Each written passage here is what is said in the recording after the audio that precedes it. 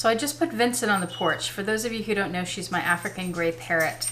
And I put her out there so that she wouldn't make so much noise during the film because I know it bothers some people. I wheeled her all the way to the railing on the balcony. We're on the 3rd floor. And she was up at the top of her cage, right by the railing. And she like peeked down all the way to the ground. And she's looking down there and then she starts shaking. I think my bird is afraid of heights.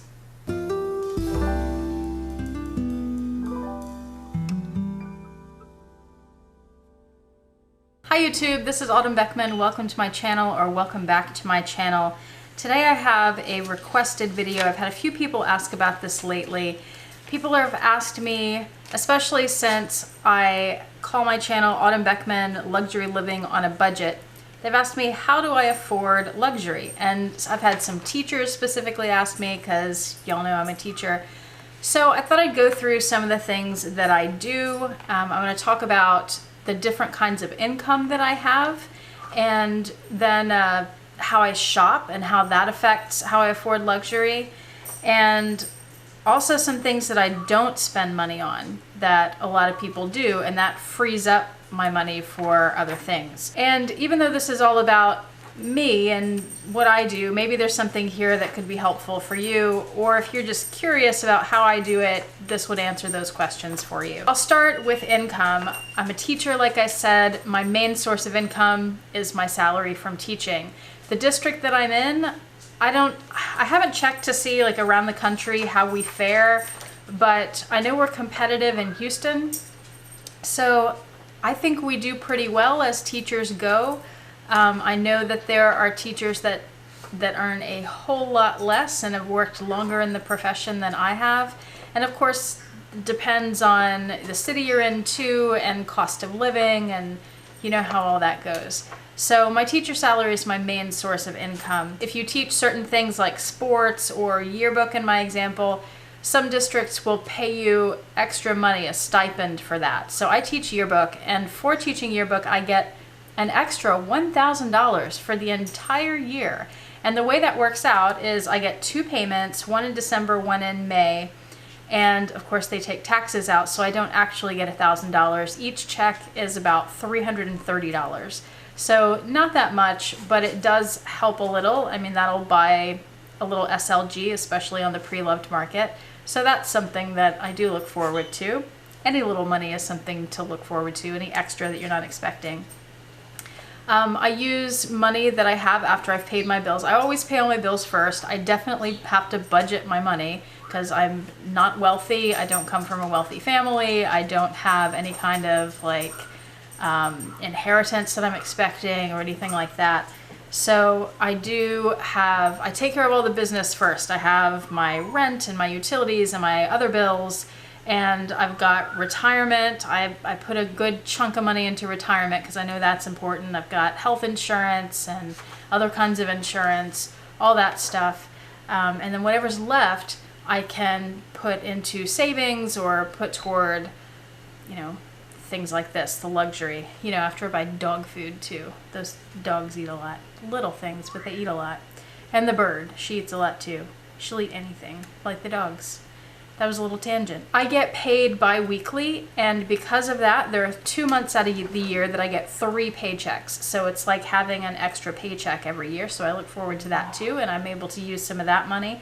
I also get a tax refund every year, which is usually about $1,000, so that goes toward things that are fun. I also get money from selling things. So if there are things around the house that I feel like I can get some kind of fairly significant number, whether it's $50 or $200.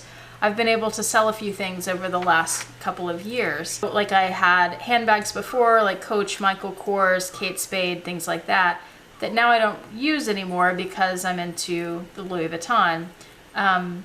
So I've been able to sell those and get some money back to go toward the Vuitton pieces. Also, being an artist, I don't do this very often because most of the work that I do for other people is photography, taking pictures of dogs for dog rescues to help the dogs get rescued or get adopted. That's all volunteer work. But sometimes I'll do a photo shoot or a drawing or a painting for someone that's a commissioned piece, and I'll get some money for that. So those are all the different sources of income I have, and it's helpful on top of your regular income if you don't make a huge amount of money. It's helpful to have a few extra things a few times a year that you can not necessarily depend on for steady income, but just have a little bit extra that hopefully you're able to play with. Now, things I don't spend money on that a lot of people do, probably the biggest expense is I don't have kids. That's very much by choice. So if you are a parent, you have a lot of money going toward other people, and that's fine. No problem, but that's money that I don't have to spend on other people. I can buy handbags with it. I also don't have a car payment. I bought my car with cash a while back. I have an old car. It's a 10-year-old car. It's a Chevy, and that's another thing. I don't spend money on fancy cars. I like a nice car. I like the car that I have. It's good, it's cute, but I don't need a Mercedes or whatever else. I don't need a luxury car.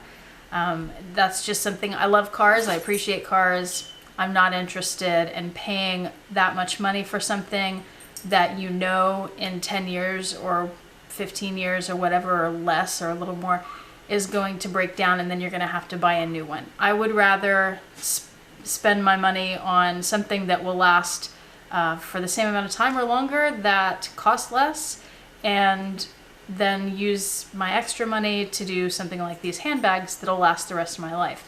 For me, that makes more sense. Another thing that makes more sense for me and the boyfriend and our lifestyle that maybe is different from most people or a lot of people, especially in America, is part of the American dream is owning a house. I have never wanted a house. The boyfriend has owned a house before. He never wants to have one again.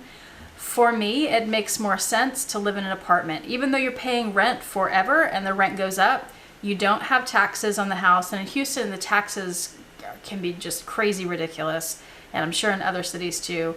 You don't have maintenance on the house. You don't have repairs on the house. At the apartment, what we pay in rent, we know what we've got. And then the people at the office, they'll do everything for us. They'll do all the maintenance. They change the air filters. They'll change light bulbs. They come in and unstop the drain in the bathtub. Whatever we need, they do it. They paint the place. They redo. All of that is taken care of on our rent. So for us, it makes a lot more sense financially to rent instead of buy. We love to eat out. We love it. It's one of our favorite things. But partly because of Weight Watchers and partly because of finances, we have made a very conscious choice this year to not eat out so much and to cook at home. And cooking at home is still expensive. Groceries are expensive, but when you compare that, if you can, obviously you can get recipes that aren't as expensive and that will make a lot of food that'll last longer. So you can be smart about it that way. But cooking at home is typically much cheaper than going out to eat every night where you're getting drinks and you're getting, your appetizer and your entree and maybe dessert, and then you have to tip people too, and maybe you pay a valet at a restaurant. So it's a lot cheaper for us to stay home, and it's healthier because we can do the Weight Watchers, and we're doing pretty well with that. All my life, I learned this from my grandmother, all my life I have been a bargain shopper. It is rare that I pay full price for anything, including luxury, and I'll talk about that in a minute. So for clothes, I shop at TJ Maxx and Marshalls and Ross. For shoes, I shop at Payless and TJ Maxx and Marshalls and Ross. And for housewares, I shop at TJ Maxx and Marshalls and Ross. So even when I go more high end, I'll go, instead of going to Saks, I'll go to the Saks off Fifth, the outlets. We have like 3 big outlet centers around Houston. We're lucky to have that much. And they have good stores. They have the Saks off Fifth. They have the Neiman's outlet. They've got, all the other outlets that are everywhere in America. So that's something we do for sure. And I've talked a little bit about some of the Waterford I have. I have a little Waterford collection. There used to be a Waterford outlet. That's where I got most of it. I've also gotten some of that Waterford at TJ Maxx and Marshalls. Not so much Ross. I look for sales, I look for discount codes, any kind of promotion that I can get and take advantage of. I'm signed up with a lot of people online where I get emails. That's kind of a double-edged sword because on one hand you get emails with discounts, on the other hand you get emails with discounts and it gets really tempting. So you have to be very disciplined about that. And I've gotten to where I am. I didn't used to be so much. I've gotten a lot better about that. You have to be really careful about those discounts because it leads you to impulse buys. And I can tell you one of the big things that's changed with me since I started buying these luxury handbags is it has changed the way I shop in several ways. I'm very deliberate about what I buy. It's rare that I'll see something, a luxury item, for example, and say, oh, I want that, I have to have it right now. You'll hear when I do unboxings that I often say, I've been thinking about this item for months, or I've been looking at this for months, or I've been trying to find the right price on this for months. And that's true. I don't, unless I know for a fact that it's something I've wanted for a while or something that I've needed and it's a good deal, like I may not find a deal that good again. It's very rare that I see something and just buy it. Pretty much the only thing that I spend significant amounts of money on is the luxury items. So we do travel. We try to travel like once a year, but we're smart about that too. We do travel well. Like we don't fly first class. We don't stay in top tier hotels, but we find nice places, or I find nice places. I'm the one that does it. I find nice places for discounts, and I find discount airfare sometimes. That's getting harder to do. But I find good deals at places so that we're still really enjoying ourselves, but we are able to save money, which then I can use to buy handbags. When I'm at a store like TJ Maxx, Marshalls, I used to shop there all the time, and I still shop there a lot. But I used to shop there all the time, and I would just go down every aisle and browse, and I'd find things and I'd pick them up. And I'm pretty good about actually just browsing, and then if I've gotten through the store and there are still things that I'm thinking about that I remember that I saw and I still want them, then maybe I'll consider buying them. But if you just take it and put it in your cart, then you're more likely to buy it. So I walk through, and if there's something I've forgotten about, then I must not have wanted it that bad, right? And then often, since I started buying these bags, I will find something that I like, something that's tempting, but I don't really need. And I'll think, well, do I want this, or would I rather put that $25 or whatever it is toward a handbag? And usually the answer is I'd rather put it toward a bag or an SLG. Something that I'm working on that I'm not great about yet is little purchases here and there that add up. So spending $5 here, $10 there, $15 there. In the moment, it's like, oh, it's just $5, right? But then I go and I do my budget and I total up what I've spent that week, and boy, does it add up fast. And I'm sure you guys experience that too. So that's something that I'm working on. I'm trying not to do that sort of thing that often. And that's hard because it's so tempting to just say, hey, it's just $5, I can do this, right? So that's how buying luxury has changed my other shopping habits. Now here's how I shop for luxury. And what I'm doing is I'm always looking for deals, or whatever the best deal is I can get, because sometimes the best deal is paying full price. As you well know, if you watch my channel, most of my luxury collection, Vuitton, I have some Gucci, I have one Chanel piece, that little turquoise piece right there, plan to get more, and I have a few Hermes pieces. Almost all of it is pre-loved purchases. And I need to do a video on why I think pre-loved is better than new for many reasons. I was thinking about this on the way home tonight. Buying pre-loved, you can find excellent deals on things, on how things are priced, but then you can also find some sites that offer discounts. Fashionphile, when they have something that's available for purchase and it's not selling, after a certain number of days, they discount it 10%.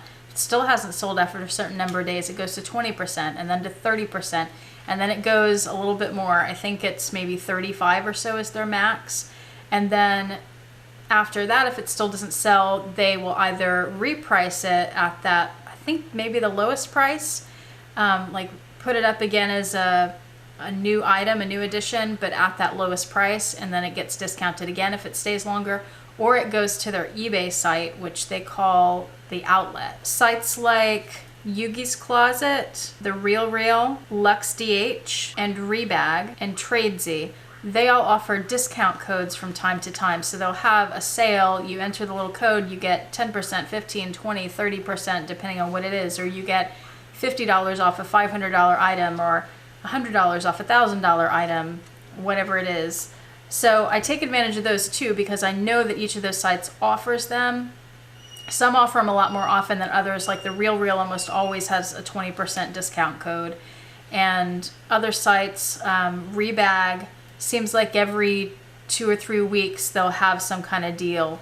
So I try to take advantage of that. Some of the sites too, if you've never purchased from them before, you sign up for their emails and they'll send you a discount code for maybe 20% or $20 off your first purchase. So when I get those, if it's a percentage code, like a 20% or 10% or whatever, then I'm careful with those because if there's something I want that's a little more expensive, maybe I can find it there and maybe I can find it on sale and then I can use that 20%, whatever percentage it is, and get it even less. That's what happened with this bag, my Speedy 25. I found that it was on sale and I used a discount code. When you're looking on eBay, something that you'll find is there are a lot of sellers from Japan and their prices seem pretty low, because they are. I was always wary of that until I started hearing more about it from other YouTubers and other people who buy Vuitton, like on Vuitton Addicted Facebook group. I heard really positive reviews of the Japanese sellers, and it's really rare to get a fake from them, that they have really strong laws in place about authenticity there. So it's a little scary because you're buying something from so far away, like if you're in America and buying from Japan, so far away, and then it takes a while sometimes to get the shipping and you get worried about that, and then what if something's wrong and you have to ship it back or it's final sale or something. But I've ordered 2 bags now from Japan and they've been exactly what they were described as, and I got excellent prices on them, way cheaper. Like I saved hundreds of dollars by getting them from Japanese sellers rather than from American sellers. Another thing I do is I make sure I educate myself on an item that I'm looking for, if I'm looking for something specific, like my Speedy 25 here. I look at the retail price if it's something that's still sold. I look at lots of different sites to see what they're selling for. So I'll look at the Preloved sites that are businesses, but I'll also look at eBay, I'll look at Tradesy where there are individual sellers to see what people are pricing these at. The Speedy 25, when I was looking at that, they were starting around, and I want to say the retail is around 1,000 now with the price increase. Those were starting around 700, mostly more around 800 and higher, and they'd go up into, I don't know, depending on how greedy the people that were trying to sell it were, they'd go up to maybe $1,300, $1,400 or even more. I learned what they're going for, and those were in much worse condition than this one. This one's almost brand new. It's gorgeous and it looks like it's hardly ever been used and just sat in a closet. I figure out what condition I want, what things are going for, and then I start looking for the deals. So when I'm going through a Preloved site, I'll sort it by price, lowest to highest, and I start going through and find the best condition for the lowest price. This one they had on sale, I want to say it was maybe 7 something, like $7.50 or a little below that, and then I was able to use a coupon code and get it 20% off or so, and or maybe it was $70 off. I think that might have been it. So I paid like between $6.50 and $6.80 maybe for it. So I got a really good deal. I haven't seen them priced that low. Maybe 1 or 2 here or there, but I got a great deal on that thing and it's practically brand new. Educate yourself to make sure that you're getting a good price. And that way, when you come across something, because one of the things I tell the boyfriend, because I used to shop all the time and I don't shop as much anymore. I don't know if he can tell that, but I don't. One of the things I tell him, like if I come home from TJ Maxx with 2 bags full of stuff, you wouldn't believe all the things I didn't buy. Okay, that's so true. I look at all kinds of things. I talk myself out of things all the time, all the time. I'll have shopping lists for weeks that I recycle, like, oh, I need to buy this and this and this week, like a new picture frame. That's something I really do need to get for that picture I broke, you remember in the video. Or, you know, this or this, things I want but don't really need. and I'll think, oh, I can get that, but then I don't buy it. I talk myself out of it over and over again. And after so much time has passed, if I still want it, then I'll say, okay, I'll get it. Or no, I don't really need it, you know. So there's a lot that I talk myself out of, and that's a great way to save money. Discipline. And because I do that, and because I educate myself on what a good price is for a certain bag or certain item that I'm looking for, when I do come across the item and it's at a good price, I can recognize that it's like a great deal, and I can jump on it without feeling guilty about it, or without feeling like I'm making an impulse purchase. Because I'm a teacher, I don't have great wealth, I don't have a huge amount of income that I can throw around all the time. Like, I don't have enough to buy a handbag anytime I want, or even an SLG anytime I want. There are a couple of payment options that I take advantage of. So Fashionphile has a layaway plan, and the way that works is you can make up to 4 payments over, I think it's 8 weeks. So you can make a payment every 2 weeks. So 2 months, 4 payments, and then they'll send you the item once it's paid off. They don't charge, unless they've changed something since I did it last, they don't charge any extra on top of the cost of the item. The only thing with that is that you have to wait like a week before an item is first available on their site, and when the layaway is available, it takes like 5 or 6 days or something. So if there's an item that pops up right away and you know it's a good deal, but you don't have the money for it, you have to wait a week and hope nobody else buys it. And a lot of times people do buy them. So that's a little bit of a downside. But if they haven't bought it and you still want it and you feel like it's a good deal, or it's something you just really want and it's hard to find, whatever, you can do the layaway plan, and that's really helpful. The thing I use the most though, the thing that I really appreciate that this exists, and I've used it many times, is a financing option called Affirm. And there are some websites, and they're the ones, several of the ones that I've listed below, that offer this payment plan. So it's a kind of credit, but it's also a kind of layaway. It's like a combination, the way I think of it. So if you find an item you want, you put it in your cart, you check out, you say that you're going to pay with Affirm, and then what you do is apply for credit basically with Affirm. But it's not like a credit card, and I can do a whole another video, I'm not going to do this, but I could do a whole other thing on credit cards, which are like the scammiest things on earth. You know, credit cards will charge you these huge interest rates, and then when you make your payments, it takes 20 million years to pay it off, and by the time you've paid it off, if you're doing the minimum, which is what a lot of people do, by the time you've paid it off, you paid like 50 times what the item's worth, right? With Affirm, you have to pay it off within a year, and you can choose 3 months, 6 months, or a year to pay it off. They do charge interest, but it's a set amount. It's not even a percentage. It's like if you get an item that's $100, they'll tack on, I'm going to make up a number here, so don't hold me to this, but maybe they'll tack on $20 to that. So you'll pay $120 for this $100 item. For me, I think of that $20 as a convenience fee. I have this item that I found that's a great deal. It's something I know I want, but I don't have the full amount right now. So I'm going to pay this $20 over 3 months or 6 months or a year. And that's totally worth it to me to have the convenience. And you don't have to wait for it to pay it off. You still get your item right away. Because it's paid off in a year, your interest isn't accruing because there's not interest. And if you pay it off early, you don't have to pay that full 20 extra or whatever the cost is. So you can actually pay less. And I love that. I love it. I think it's a fantastic thing. And it's something I've taken advantage of many times. And by the way, all these places I'm mentioning, I'm not working with any of them. Like, I don't get any money for talking about this. This is just how I afford luxury. I'm being real honest with you guys. Another thing that gave me the, I don't know what the right word is, the confidence, the justification, like the go ahead and buy my first LV piece, which was a handbag. It was the Trevi GM, was watching YouTube videos and learning about the brand, learning about Vuitton and Chanel and Hermes, and learning that they can be investments. So it's not something you'd necessarily get a big return on your money. That's pretty rare that happens. But if you're smart about what you buy, you can get, if you ever need to sell the bags, then you can get some of your money, like a significant amount of your money. You can get all of it, and in some cases you can get more of your money back.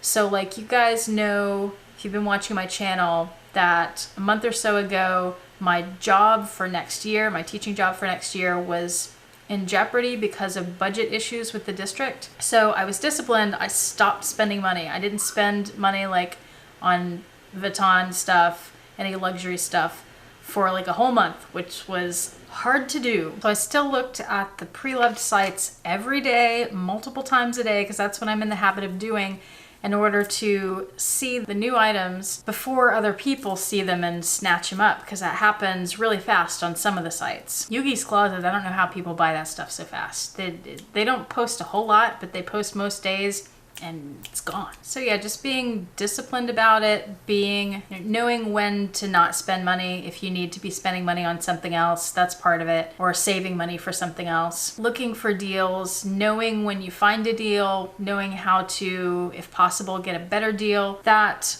Chanel little coin purse there, key holder, is another example of that. I got that piece. Most Chanel is sold above retail, at least the little SLGs that I've looked at that are fairly new. Something like that today would go for around $500. I got it for about half that, and that's kind of unheard of. And it's perfect other than just needing a cleaning, which I'll be doing soon as I feel confident that I've found the right solution to clean it. I mean, it was on Tradesy for a long time. I had it in my cart. It went on sale. I talked myself out of it. It went on sale again. I thought, okay, I've had it in my cart for a while. I keep going back to it. I know it's something that I'm drawn to. I know this is a good deal. And the kicker was they were having a site-wide sale, so I was able to use a coupon code and get another discount on it. So that's what took it down so low. And it's fantastic. It was a final sale item, so I felt like I was taking a little bit of a chance on it, but I'm very happy with it. And that's how I get those deals. So just all this stuff. And that's how I'm able to justify spending money, not being a wealthy person, and throwing this much money at SLGs and handbags, hundreds and sometimes thousands of dollars on these things. Thousands not usually Preloved, at least for me. I'm not at that level, but I can spend hundreds on something. And I can justify it because I think of it as an investment, because it's something that for the most part will hold its value. And I know that if I need to, if I'm in a situation where I lose my job and I need to sell the handbags to pay rent, I can do that. And I can sell them fairly quickly, and I can get most or all or sometimes more of my money back. And especially since I found such good deals. It'd be a different thing if, like this bag was a gift from the boyfriend that was purchased brand new. So that was full price. And that I would probably lose a little bit of money on. Mine is in excellent condition. That's something else. Keep your stuff in good condition if you think someday you might have to sell it, so that you have a better chance of selling it and getting more money for it. So yeah, all that makes me okay with it. Whereas I've always been more tight with my money, or more careful with it is a better word, where I don't just go blowing money on things because I know I can't afford to do that. This is something that I'm deliberate about. It's something that I can figure out ways to afford in different ways with my different incomes, and I can feel good about it because I'm getting these deals that I know are good deals. And like I said in the beginning, every once in a while when I'm researching prices on things, I'll find that buying brand new is actually cheaper. The Neverfull is my classic example of that. If you want a new model Neverfull and you want that pouch that comes with it, buy it new, because on the Preloved market, people separate those, and to get the two, you're going to end up paying a few $100s more than if you'd just gone into a store or ordered it online. Other things like the little clays, those go for close to retail or sometimes more than retail in the Preloved market. Like Fashionphile has some clays up for over $200, and they're $200 in the store. Why wouldn't you just buy it at the store if they're available? It doesn't make sense to me. So no, and I'm going to do a video on that too, but know what to buy new, know what to buy Preloved, know what a deal is if that matters to you. If you don't have to save money, good for you. I want your life. That about wraps it up, I think. I hope that this was some helpful information. entertaining for some of you, or that some of you got tips on how you can find some deals, or get ideas about how to afford things, or if you're looking to buy your first Vuitton piece or luxury piece, whatever it may be. I hope that this gave you some information and some confidence that you can do it too, because boy, I never thought I'd have one Louis Vuitton piece, and now I have a small collection, small compared to some of the other YouTubers I see, right, of 30 or 40 pieces. I think I'm nearing 40 maybe in 2 years. What? I never thought that would happen. And I have some Chanel and some Hermes and a little Gucci too. What? It's crazy. But that's how I'm able to do it. All the stuff I just explained.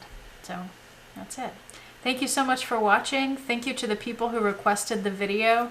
And let me know below how you afford your stuff. If you have any tips you want to add, because I know people go through and read the comments. If you want to help somebody out and give another tip, that would be awesome of you. The important stuff: subscribe if you haven't already, click the bell notification icon so you're notified when I post a new video, and follow me on Instagram if you're into that stuff. I'm Autumn Beckman there too. Thanks again for watching, and have a fantastic day. Bye.